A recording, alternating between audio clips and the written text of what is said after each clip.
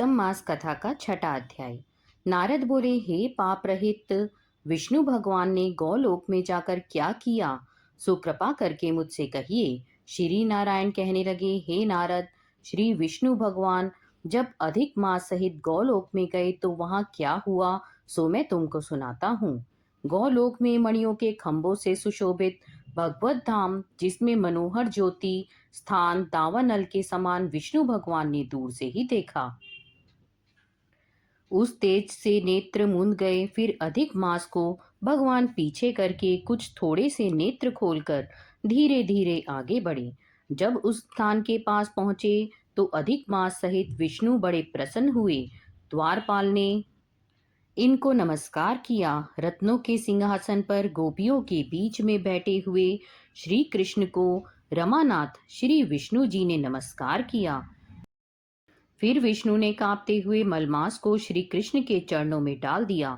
तब श्री कृष्ण भगवान कहने लगे कि यह कौन है और इस गोलोक में किस लिए रोता है, क्या इसका दुख कोई नहीं दूर कर सकता। श्री नारायण कहने लगे कि हे नारद, गौलोक नाथ के वचनों को सुनकर नारायण भगवान ने आसन से उठकर आदि से अंत तक मलमास का सब वृतांत सुनाया। इस प्रकार दुख रूपी जला हुआ यह मरने को तैयार हुआ। तब दूसरे दयालु पुरुषों से प्रेरित किया गया यह मेरे पास आया। हे ऋषिकेश, मेरी शरण में आकर दुख जाल से घिरा हुआ, बारंबार रोता हुआ और कांपता हुआ यह सब कहने लगा, इसके महादुख को आपके बिना कोई निवारण नहीं कर सकता। इसीलिए इस स्वामी रहित को हाथ पकड़कर आपके पास लाया हूँ। इस प्रकार श्री विष्णु भगवान ने कहकर हाथ जोड़कर श्री कृष्ण भगवान के आगे खड़े हो गए। इतनी कथा सूत, चौनक आदि ऋषि कहने लगे, हे सूत जी, विष्णु और श्री कृष्ण का संवाद सब लोगों के लिए उपकार करने वाला है। गौलोकवासी श्री कृष्ण ने क्या कहा और क्या किया, उसको विस्तार पूर्वक कहिए। सातवां अध्याय। सूत जी कहने लगे, हे ऋषियों, जब विष्णु भगवान मलमास का अपार दुख कहकर चुपचाप आसन पर बैठ गए तो श्री कृष्ण ने विष्णु को जो गुप्त वचन कहे वह मैं तुमसे कहता हूँ। श्री पुरुषोत्तम बोले, हे विष्णु, आपने बहुत अच्छा किया जो मलमास का हाथ पकड़कर यहाँ पर ले आए। इससे लोक में महान कीर्ति पाओगे। जिसको तुमने स्वीकार किया उसको मैंने भी स्वीकार कर लिया। इसको मैं अपने समान ही करूँगा। गुण, कीर्ति, ऐश्वर्य, पराक्रम, भक्तों को वरदान, मेरे समान सभी गुण इसमें होंगे। जैसे मैं लोक में प्रसिद्ध हूँ वैसे ही यह भी पुरुषोत्तम नाम से विख्यात होगा। जो गुण मुझ में है वही मैंने इसको दिए। हे जनार्दन, तुम्हारी प्रसन्नता के लिए मैंने अपने सभी गुण इसको दे दिए। यह पुरुषोत्तम के नाम से जगत में विख्यात होगा और मेरे समान होकर सब मासों का स्वामी होगा। अब यह जगत का पूज्य, जगत के नमस्कार करने योग्य होकर पूजनीय होगा और पूजने वालों का दुख, दरिद्रता का नाश करेगा। सब मास इच्छा वाले हैं, मैंने इसको इच्छा रहित किया।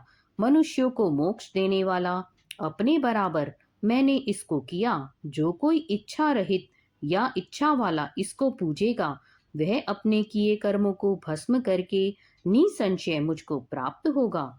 हे गरुड़ ध्वज, महाभाग्यशाली यति, ब्रह्मचारी, महात्मा, निराहारी भी मेरे परम स्थान को प्राप्त नहीं होते हैं, परंतु पुरुषोत्तम के भक्त मास भर में जन्म मृत्यु से रहित हो बिना परिश्रम के ही हरि के पद को पा सकते हैं। सब साधनों में श्रेष्ठ, सब काम तथा अर्थ को देने वाला यह पुरुषोत्तम मास 100 अध्याय योग्य है। जैसे हल से बोए हुए बीज करोड़ों गुना बढ़ते हैं, वैसे ही पुरुषोत्तम मास में किया हुआ पुण्य कोटि गुना बढ़ता है। कोई चतुर्मास के व्रतों द्वारा स्वर्ग में जाकर वहां के भोगों को भोग कर फिर इस पृथ्वी में आते हैं, किंतु जो पुरुषोत्तम का आदर से विधि पूर्वक सेवन करता है वह अपने कुल का उद्धार करके मुझको ही प्राप्त होगा। जो महा अज्ञानी मनुष्य इस मास में जब दान आदि नहीं करते और अच्छे कर्म नहीं करते, देव तीर्थ तथा ब्राह्मण से वैर करते हैं, वे दुष्ट भाग्य पर जीने वाले हैं।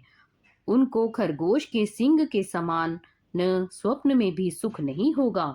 जब मूढ़ मनुष्य मेरे प्रिय मल मास का तिरस्कार करेंगे और जो धर्म का आचरण नहीं करेंगे, वे सदैव नरक के गामी होंगे।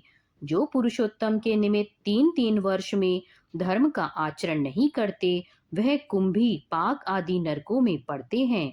जो अज्ञानी पुरुष स्त्री पुत्र पौत्र आदि के बंधन में फंसा रहता है, वह अज्ञानी दुख रूपी दावानल में पड़ा रहता है।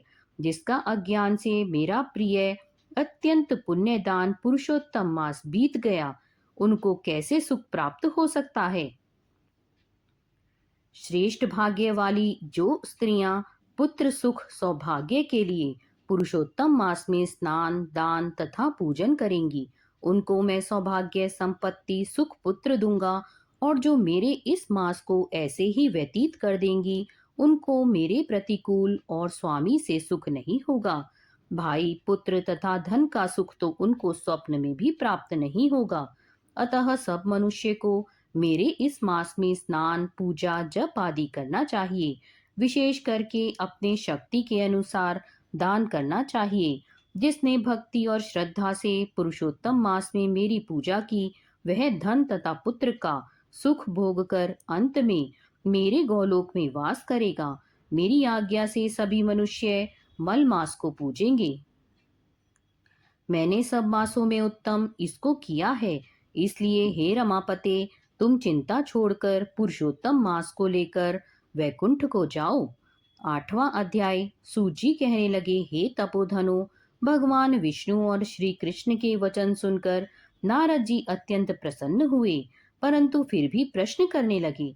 नारद जी कहने लगे, हे प्रभु, लक्ष्मीपति जब वैकुंठ को चले गए, फिर क्या हुआ, वह सब कृपा करके मुझसे कहिए। हरि का वृतांत सबके लिए हितकारक है। ऐसे प्रश्न से प्रश्न होकर श्री नारायण जगत को आनंद देने वाले वचन श्री नारायण कहने लगे, हे नारद, जब लक्ष्मीपति वैकुंठ चले गए तो अधिक मास को अपने धाम में अपने पास बुलाया। वहां वैकुंठ में बसकर अधिक मास अत्यंत आनंद करने लगा और भगवान के साथ क्रीड़ा करने लगा। श्री कृष्ण ने मन से प्रसन्न होकर मल मास को 12 मासों में श्रेष्ठ कर दिया और सबका प्रिया बना दिया। इस प्रकार भक्त वत्सल भगवान युधिष्ठिर और द्रौपदी को कृपा से देखते हुए अर्जुन से बोले, हे राजसिंह, दुख में डूबे होने के कारण तुमने तपोवन में आए पुरुषोत्तम का आदर नहीं किया और वृंदावन चंद्र का प्रिय मास आपके वन में रहने से अनजाने से चला गया। भय से दुखित मन वाले भीष्म द्रोण भी नहीं जान पाए और भय के द्वेष से तुमने नहीं जाना। वेद व्यास जी से प्राप्त विद्या आराधना में लगे रहे। भयंकर युद्धशाली अर्जुन इंद्रप्रस्थ गए और उसके दुख से दुखित आप लोगों में नहीं जाना। अतः अब क्या करना चाहिए। मनुष्य को प्रारब्ध भोग अवश्य भोगना पड़ता है। मनुष्य प्रारंभ से ही सुख दुख भय और आनंद को प्राप्त होता है। अतः सदा भाग्य पर ही भरोसा रखो। हे महाराज, अब आपके दुख का दूसरा कारण कहता हूँ। इतिहास पूर्वक इस कथा को अच्छी तरह श्रवण करो। कृष्ण कहने लगे, यह द्रौपदी पूर्व जन्म में महाभाग्यशाली ब्राह्मण की पुत्री थी, जो कुछ काल व्यतीत होने पर 12 वर्ष की हो गई। अपने पिता की यह एक ही पुत्री थी और बड़ी चतुर गुणवती और सुंदरी होने के कारण यह पिता को अत्यंत प्रिय थी। यह पड़ोसन सखियों का दुख देखकर पुत्र पौत्र की इच्छा करने लगी और विचारने लगी कि ऐसे मेरे भी अच्छे गुण और भाग्य वाले भर्ता और सुख देने वाले श्रेष्ठ पुत्र किस तरह उत्पन्न हो। परंतु प्रारब्ध ने तो पहले ही नाश कर दिया। क्या करूं? क्या किसी मुनि के पास जाऊं या किसी तीर्थ में जाकर वहां पर रहूं? मेरा भाग्य कैसे सो गया कि कोई भर्ता मेरी इच्छा नहीं करता है। बड़े आश्चर्य की बात है कि मेरे भाग्य से मेरा पंडित पिता भी मूढ़ हो गया है। विवाह काल प्राप्त होने पर भी मुझे अच्छे वर को नहीं सौंपता। पति के दुख की पीड़ा तथा कुमारी में स्वामी का सुख जैसा मेरी सखियां जानती हैं, मैं नहीं जानती। ऐसे आकुल तथा व्याकुल वाले मनोरथ की चिंता से मेरी भाग्यवती माता पहले ही मर गई। शोक और मोह की तरंगों से पीड़ित कन्या का पिता मेधावी श्री ऋषिराज भी पृथ्वी में विचरने लगा, पर कन्यादान के निमित्त जोड़ी का वर ढूंढने पर नहीं मिलने से अपने मनोरथ में निराश हो गया। पुत्री के और उसके अपने दुर्भाग्य से उसको दारुण तीव्र ज्वर हो गया। तब वह ऋषिराज सब शरीर में अतिशूल होने के कारण व्याकुल हो गया और श्वास पर श्वास से युक्त होकर लौटता गिरता घर आकर पृथ्वी पर गिर पड़ा, जैसे मदिरा पान करने से मूर्छा को प्राप्त हो जाता है। और अपनी पुत्री का स्मरण किया। जब तक पुत्री भय से व्याकुल होकर अपने पिता के पास आई, तब तक वह मरने के सदृश हो गया। दैव योग से अकस्मात कांपता हुआ और कन्यादान के प्रसंग से उठे हुए महोत्सव से रहित और पूर्व काल के लिए गृहस्थी धर्मों से रहित होकर संसार की वासना को छोड़कर हरि में मन को लगाता वह मेधावी ऋषिराज श्री हरि पुरुषोत्तम को स्मरण करने लगा। हे श्री कृष्ण, हे गोविंद, हे हरे, हे मुरारी, हे राधेश, हे दामोदर, हे दीनानाथ, हे ऋषिकेश्वर, आपको नमस्कार करता हूँ। आप मेरी इस संसार रूपी समुद्र से रक्षा करिए। इस प्रकार मुनि के वचन सुनकर बहुत जल्दी भगवान के पार्षद मरे हुए मुनि के जीवात्मा को लेकर भगवान के वैकुंठ धाम को चले गए। और वह पुत्री पिता का मरण सुनकर हाय हाय कर रोती और पिता के देह को गोदी में लेकर विलाप करने लगी। अत्यंत दुखित होकर दारुण विलाप करती हुई मानो उसका पिता जीवित हो अत्यंत व्याकुल होकर कहने लगी, हाय पिता, मुझको किसके सहारे छोड़कर विष्णु लोक में चले गए। हे तात, अब मैं बिना पिता के किसके पास रहूंगी। न मेरे भाई है, न कोई कुटुंबी, मेरी तपस्विनी माता भी नहीं है जो मेरे भोजन तथा वस्त्रों की चिंता करती। अब इस दशा में मैं भी मर जाऊंगी, जीने से अब क्या काम है। उसे इस प्रकार बारंबार रोते और विलाप करते हुए सुनकर उस वन के रहने वाले ब्राह्मण सोचने लगे कि अत्यंत करुणा भरे स्वर से इस तपोवन में कौन रोता है। फिर तपस्वी मेधावी ऋषि की पुत्री का रोना निश्चय करके वहां पहुंचे और वहां पुत्री की गोद में मरे हुए मुनि को देखकर वन में रहने वाले मुनि ऋषि की लाश को लेकर शमशान घाट में ले जाकर अंत्येष्ट विधि से चारों तरफ काष्ठ लगाकर जला दिया और कन्या को समझाकर सब अपने अपने घरों को चले गए।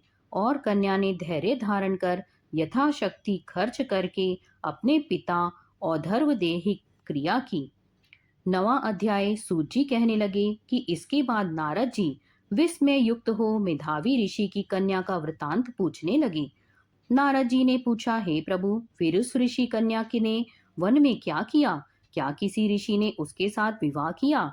नारायण कहने लगे, इस कन्या ने दुख के साथ अपने पिता का स्मरण करते हुए वहां आश्रम में रहकर कुछ काल व्यतीत किया।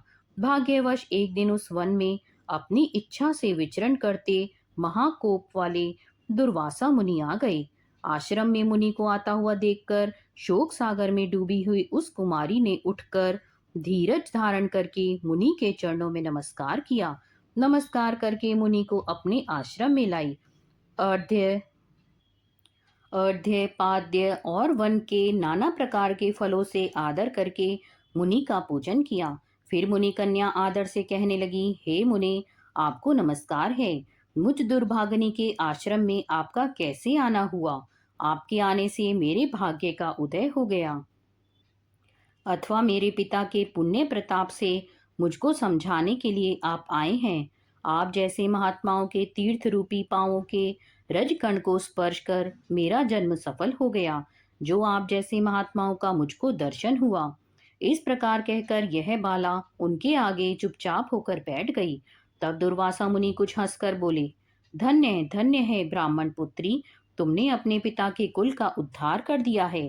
कन्या बोली, हे मुनि, आपके वचनों को सुनकर मेरा दुख दूर हो गया। हे मुनि, आप कृपा कर ऐसा उपाय बतलाएं जिससे मेरा दुख दूर हो। मैं दुख शोक में अग्नि की ज्वाला में जल रही हूँ, इसको शीघ्र बुझाओ। मेरे हर्ष उपजाने वाला और कोई नहीं दिखाई देता। मुझको धैर्य देने वाली न तो मेरी माता है, न पिता, न भाई। मैं दुख पीड़ित किस प्रकार जीवन निर्वाह करूं? जिस दिशा को देखती हूँ वहीं अंधकार दिखाई देता है। अतः हे तपोनिधे, मेरे दुख को दूर करने का उपाय जल्दी करिए। ऐसा कहकर वह बाला उनके आगे बैठ गई। दुर्वासा मुनि उसके उपाय के वास्ते सोचने लगे। श्री नारायण कहने लगे, हे नारद, इस प्रकार मुनि कन्या के वचनों को सुनकर मुनि दुर्वासा विचार कर अत्यंत कृपा करके इस बाला को देखकर कुछ हितकारक वचन बोले। 10वां अध्याय। ऋषि कहने लगे, हे सुंदरी, अब से तीसरा मास पुरुषोत्तम आएगा। उसमें स्नान करने से मनुष्य दोषों से छूट जाता है। इसके तुल्य कार्तिक आदि कोई भी मास नहीं है। सब मास तथा पक्ष और भी जो पर्व हैं, पुरुषोत्तम मास की 16वीं कला के बराबर भी नहीं है। 12,000 वर्ष गंगा में स्नान करने से जो फल मिलता है और सिंह के बृहस्पति में गोदावरी गंगा में स्नान करने से जो फल मिलता है, वही फल कहीं भी पुरुषोत्तम मास में एक बार स्नान करने से प्राप्त हो जाता है। यह श्री कृष्ण का प्रिय मास है। इसमें स्नान, दान, जप आदि करने से सब मनोवांछित फलों की प्राप्ति होती है। इसलिए तुम भी पुरुषोत्तम मास की सेवा करो। मुनिराज कन्या को ऐसे वचन कहकर चुप हो गए। श्री कृष्ण कहने लगे, हे अर्जुन, मुनि के वचन सुनकर भावों से प्रेरित होकर वह मूढ़ बाला क्रोधित होकर बोली, हे ब्राह्मण, मुझको आपके वचन ठीक नहीं लगे। माघ आदि मास किस प्रकार थोड़ा फल देने वाले हैं और कार्तिक आदि मास को कैसे कम कहते हो? क्या सेवा किया हुआ वैशाख मास इच्छित फल नहीं देता? यह तो मलमास सब कर्मों में निंदित है। हे मुने, सूर्य संक्रांति से रहित मलमास को आप कैसे श्रेष्ठ कह सकते हैं? इस प्रकार क्रोध से कहे गए ब्राह्मण की पुत्री के वचनों को सुनकर ऋषि का शरीर जलने लगा और क्रोध से नेत्र लाल हो गए। परंतु फिर भी मित्र की कन्या को श्राप नहीं दिया और सोचने लगे कि कन्या मूर्ख है, अपने हित अहित को नहीं जानती। पुरुषोत्तम का महात्म्य जो बड़े बड़े ज्ञानी भी नहीं जानते, तो कम बुद्धि वाले पुरुष और कन्याएं कैसे जान सकती हैं? और यह बिना पिता की कन्या दुख रूपी अग्नि से सुलगती हुई मेरे अत्यंत उग्र श्राप को कैसे सहन कर सकेगी? ऐसे उत्पन्न हुए क्रोध को दूर करते हुए और स्वस्थ होकर व्याकुल कन्या से कहने लगे, तू दुखी और नादान है, इसलिए तेरे पर मेरा कुछ भी कोप नहीं। जैसा तेरे निर्भाग्य मन में हो वैसा ही कर, और भी जो कुछ होने वाला है सो सुन। मैं कहता हूँ, तूने जो पुरुषोत्तम मास का अनादर किया है, इसका फल इस जन्म या अगले जन्म में अवश्य होना चाहिए। क्योंकि तेरा पिता मेरा मित्र था, इसलिए तुझको श्राप नहीं देता हूँ कि तू बालक है और अपने शुभ तथा अशुभ को नहीं पहचानती। तेरा कल्याण हो, मैं तो नारायण की सेवा में जाता हूँ। श्री कृष्ण कहने लगे कि ऐसा कहकर वह महाक्रोधी तपस्वी मुनि झटपट चले गए और उसी क्षण वह कन्या पुरुषोत्तम के प्रभाव से कांतिहीन हो गई और अपने मन में विचार करने लगी कि तत्काल फल देने वाले पार्वती पति श्री शंकर की आराधना करूंगी। ऐसा निश्चय करके अपने आश्रम में जाकर वह कठिन तप की करने की इच्छा करने लगी। सूत जी कहने लगे, हे वह बाला, प्रबल मुनि के वचनों को निंदित कर तथा बहुत फल वाले विष्णु और सावित्री पति ब्रह्मा को छोड़कर अपने वन आश्रम में केवल शंकर भगवान की सेवा करने लगी। यहाँ पर 10वां अध्याय पूर्ण होता है।